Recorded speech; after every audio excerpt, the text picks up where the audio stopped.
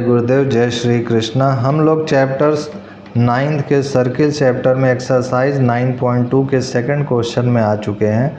Second question देखिए हमारा क्या कह रहा है। If two equal chords of a circle intersect within the circle, prove that the segments of one chord are equal to corresponding segments of the other chord. तो यहाँ पर जो है क्वेश्चन में क्या कह रहा है, सबसे पहले इसको समझने का प्रयास करते हैं और फिर इसको हम लोग प्रूफ करते हैं। तो क्वेश्चन नंबर सेकंड में देखिए क्या कह रहा है कि यहाँ पर गिवन में है सबसे पहले कि इसका अगर रफली फिगर पहले मैं आपको बना दूं कि यहाँ पर ये एक सर्किल है, ठीक है। If two equal chords of a circle intersect within the circle, तो यहाँ पर दो इक्वल कॉर्ड्स हैं। मान लिया कि ये एक कॉर्ड है और एक कॉर्ड ये है, ये दोनों इंटरसेक्ट कर रहे हैं सर्किल के अंदर ही, ठीक है। और इसको मैंने नाम दे दिया कि ये कॉर्ड ए बी है और ये कॉर्ड सी डी है और ये इंटरसेक्ट कर रहे हैं पॉइंट ई पर, और ये इसका यहाँ पर ये इसका सर्किल का सेंटर मान लेते हैं। अब यहाँ पर ये आपसे कह रहे हैं कि प्रूफ कीजिए कि prove that the segments of one chord are equal to corresponding segments of the other chord, ठीक है ना। तो यहाँ पर जो इनका सेगमेंट्स है वो इक्वल होगा, ये यहाँ पर आपसे कह रहा है। तो यहाँ सेगमेंट से क्या तात्पर्य है? सेगमेंट से ये तात्पर्य है कि ये जो ए ई है वो डी ई के इक्वल होगा और ये जो सी ई है वो बी ई के इक्वल होगा, ये साबित कीजिए। तो देखिए यहाँ पर सबसे पहले जो गिवन में है वो गिवन में ये है कि ओ जो है सेंटर है, ओ इज सेंटर इस सर्किल का। और दूसरा चीज़ यहाँ पर गिवन में है कि ये इंटरसेक्ट कर रहे हैं एट पॉइंट ई पर, ये तो दिख ही रहा है, ठीक है। अब यहाँ पर टू प्रूफ में देखिए क्या करना है हमको। तो टू प्रूफ में देखिए सबसे पहले यहाँ कह रहा है कि इनका जो सेगमेंट है यानी A is equal to D E के इक्वल साबित करना है, और जो सी ई है वो जो है हमारा बी ई के इक्वल साबित करना है। अब यहाँ पर कॉन्स्ट्रक्शन देख लीजिए, कॉन्स्ट्रक्शंस क्या है। तो कॉन्स्ट्रक्शंस में देखिए यहाँ से एक परपेंडिकुलर मैंने ड्रा किया, दिस इज, और इसको मैंने नाम दे दिया एम, ठीक है। और यहाँ से एक परपेंडिकुलर ड्रा किया, इसको नाम दे दिया एन। तो ये ओ एम हो गया हमारा और ये ओ एन हो गया, और यहाँ पर ये ई है, इससे मैंने हल्का सा ये ज्वाइन करा दिया ये कॉन्स्ट्रक्शन से। तो यहाँ पर लिखूँगा हमने ड्रा किया है ऐसा कि ओ एम परपेंडिकुलर है हमारा ए बी के, और जो ओ एन है वो परपेंडिकुलर है सी डी के, और ज्वाइन किया है हमने ओ ई को। ये हमारा कॉन्स्ट्रक्शन है। अब उसके बाद हमें प्रूफ देखना है कि यहाँ कैसे इसको साबित करें ये चीज़। तो सबसे पहले तो यहाँ पर आपको जो गिवन में है, अच्छा ये चीज़, एक चीज़ और गिवन में है कि ये जो कॉर्ड्स हैं जो इंटरसेक्ट कर रहे हैं ये इक्वल लेंथ के हैं, मतलब A B equal to C D है, ये भी गिवन में है, ठीक है। इसी का इस्तेमाल करेंगे सबसे पहले। तो यहाँ लिखेंगे since A B is equal to C D. अब चूँकि ए बी जो है सी डी के इक्वल है, तो थ्योरम ये कहता है कि अगर जो है कॉर्ड्स जो है इक्वल हैं तो उसका सेंटर से जो परपेंडिकुलर लेंथ है वो भी जो है दोनों का सेम होगा। तो यहाँ पर जो है O M equal to O N हो जाएगा, O M equal to O N हो जाएगा। कौन से थ्योरम से? यहाँ पर थ्योरम होगा equal chords are equidistant from the centre.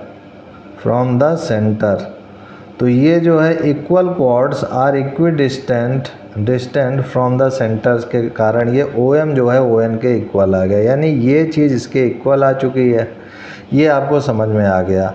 अब इसी चीज़ का कॉन्सेप्ट का हम लोग यहाँ पर यूज़ करने वाले हैं। तो यहाँ पर यूज़ कैसे करेंगे? तो सबसे पहले लिखेंगे in triangle O M E and triangle O N E, ठीक है। ओ एम ई और ओ एन ई ट्रायंगल को ध्यान से देखिएगा।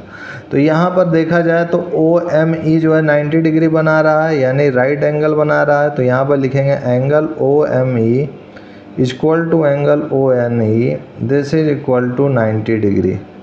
दूसरा पॉइंट देखें तो ओ एम जो है ओ एन के इक्वल है, ओ एम जो है ओ एन के इक्वल है। ये अभी हमने यहाँ ऊपर साबित किया है, यहाँ लिख दे रहा हूँ मैं कि प्रूव्ड एबव। दूसरा पॉइंट देखिए यहाँ पर कि ये जो ओ ई है वो जो है यहाँ पर कॉमन मिल रहा है ना। तो यहाँ पर मैं लिख सकता हूँ O E is equal to O E.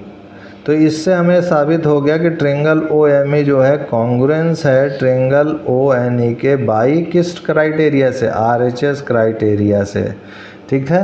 तो ये RHS क्राइटेरिया से ये कॉन्ग्रेंस हो गया। जब RHS क्राइटेरिया से कॉन्ग्रेंट हो गया तो CPCT से इसके करस्पॉन्डिंग साइड्स भी इक्वल होंगे, यानी ME जो है NE के इक्वल होगा। तो हमने CPCT से इसको दिखा दिया कि ME जो है हमारा NE के इक्वल हो गया। तो यहाँ मैंने CPCT लिख दिया, ठीक है। अब क्या करते हैं कि इस ME में अगर मैं AM जोड़ दूँ, ठीक है, अगर इस ME में AM मैं जोड़ दूँ और AM मैं इस EN में भी जोड़ दूँ तो क्या मुझे इससे कुछ फ़ायदा मिलेगा? तो थोड़ा सा देखिएगा, समझिएगा कैसे फ़ायदा मिलेगा। हमें ये चीज़ पता है, यहाँ समझिएगा कि AB जो है CD के इक्वल है। अगर मैं AB को हाफ से और CD को भी हाफ से बोथ साइड मल्टीप्लाई कर सकता हूँ, कोई आपको दिक्कत होगी नहीं, है ना। तो AB जो है CD के इक्वल ये गिवन में है, हमने हाफ दोनों साइड मल्टीप्लाई कर दिया।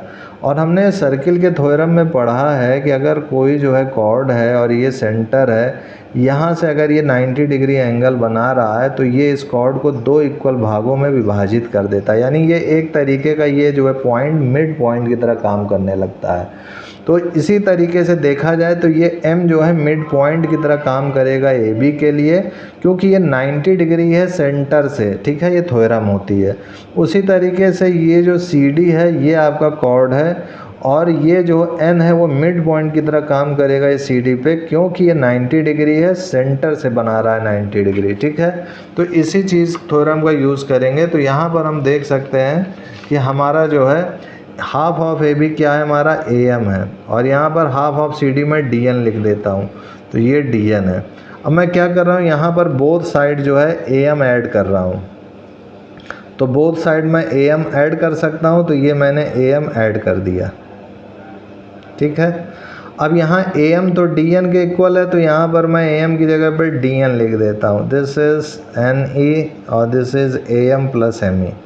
अब ध्यान से फिगर देखिए, तो AM प्लस ME क्या है, AE है, तो यहाँ मैंने AE लिख दिया। और DN प्लस NE क्या है, DN प्लस NE हमारा DE है, DE लिख दिया।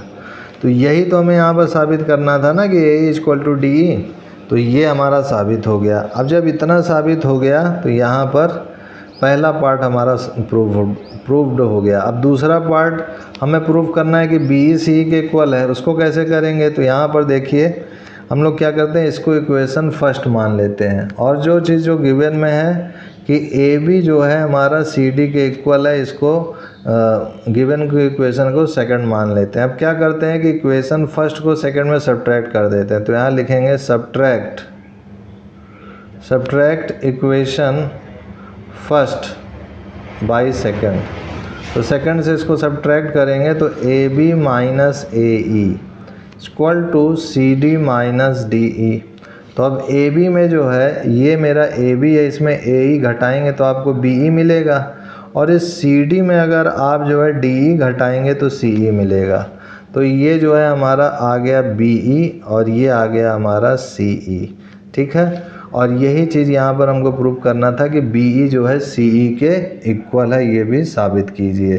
तो इसी के साथ हमारा ये जो है प्रूव हो गया कि BE is equal to CE, ठीक है। This is proved. अब इसी के साथ हमारा ये सेकंड क्वेश्चन भी हो चुका है। सेकंड के बाद हम लोग थर्ड क्वेश्चन नेक्स्ट वीडियो में देखेंगे। आज के लिए इतना ही मित्रों भाइयों, तब तक के लिए जय गुरुदेव, जय Shri Krishna, and I will see you next time.